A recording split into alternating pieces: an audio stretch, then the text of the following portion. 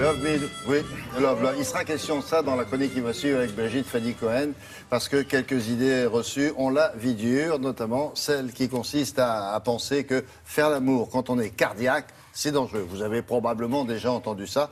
Et il y a une étude très scientifique, très sérieuse, qui vient de prétendre le contraire. Qu'est-ce qu'elle dit, l'étude en question? Et puis pourquoi on a cette idée qui est un peu tenace? Ça tient à quoi? À l'histoire? Ça tient effectivement à l'histoire. Et l'histoire nous rapporte qu'un certain nombre de personnalités sont décédées dans les bras de leur maîtresse. Ou de leur femme. Non, souvent de leur maîtresse. C'était plutôt de leur maîtresse. Le président de la République, Félix Faure, le cardinal Danielou, le président américain, le cardinal Danielou, et le président... je l'avais oublié, lui. Ben voilà, je vous le rappelle. Non, mais Félix Faure, il n'était pas vieux, hein. Il avait moins de 60 ans. 58 ans, 58 ans. Il était en pleine forme, ce gars-là. Sauf que, évidemment, il était cardiaque. Sauf que, et aussi donc le président américain Franklin Roosevelt, qui serait mort dans les bras de sa secrétaire. Alors, l'histoire retient que ces hommes, dans les bras de leur maîtresse, donc leur cœur aurait lâché. Alors, c'est plus une légende, je parle sous le contrôle de Frédéric Gersal, que la vraie histoire. On ne sait pas finalement si ces trois personnalités sont vraiment mortes d'une crise cardiaque, mais la légende retient finalement que l'effort physique intense provoqué par l'acte sexuel pourrait être dangereux. En réalité, pas plus que celui de faire je sais pas, un sport intense pendant un laps de temps court. Exactement. Et il y a même des spécialistes qui se sont intéressés à mesurer l'intensité de l'effort de l'acte sexuel en faisant une étude sur des hommes qui étaient récemment mariés, et ils ont constaté finalement que cette intensité était comparable au fait de monter 2 étages à pied. Voilà, lors d'une... doucement ou en courant? Normalement, monter 2 étages à pied et 3 étages à pied si on a une relation extra-conjugale. Donc vous voyez, ce n'est pas un effort absolument une relation impossible. Extra-conjugale, c'est un étage de plus. C'est un étage de plus, oui, faut parce savoir, que il y a un petit peu plus d'hormones du stress. Pour redescendre, il faudra vous dépêcher. Alors, cette étude dont vous parlez, qui vient d'être publiée, montre que finalement, non, l'acte sexuel n'est pas dangereux pour les cardiaques, sauf exception.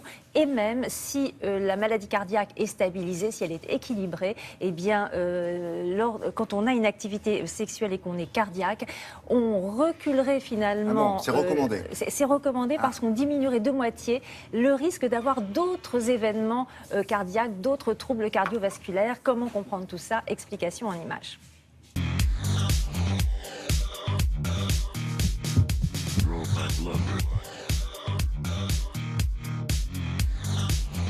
Il existe des circonstances où le médecin traitant va demander à son patient cardiaque d'interrompre pendant un temps son activité sexuelle.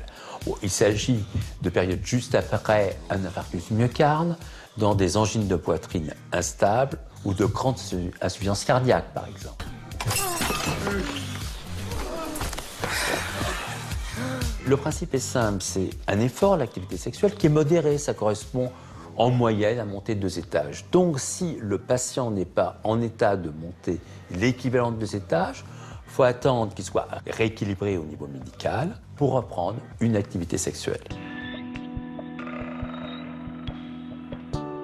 Il arrive que chez certains patients, lorsqu'on leur prescrit des médicaments pour le cholestérol, la tension, ils signalent dans les semaines qui suivent des chutes de la libido, des problèmes liés au maintien de l'érection. Si c'est un effet secondaire lié à un de ces médicaments, on va changer son traitement pour qu'il n'y ait plus cet effet secondaire négatif.